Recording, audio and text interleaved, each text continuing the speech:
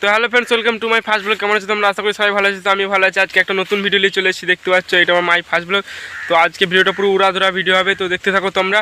আর এটা আমার my first blog না, এর আগেও দেখবে এই চ্যানেলে কিছু ভিডিও দিয়েছি। তো কিছু মানে অনেকগুলো ভিডিও দেখা গেছে, প্রায় 30-40টা মতো। তো একটা ভিডিও ভাইরাল হচ্ছে না, তো ওই জন্য আমি মাই ফার্স্ট ব্লগ নামে ভিডিও দিয়েছিলাম। তো কিছুদিন ভিডিও বন্ধ ছিল, ওই জন্য আর ভিডিওতে ভিউজ আসে না, নাহলে আগে আসতো 50-60টা করে আসতো, তো এখন আর আসছে না।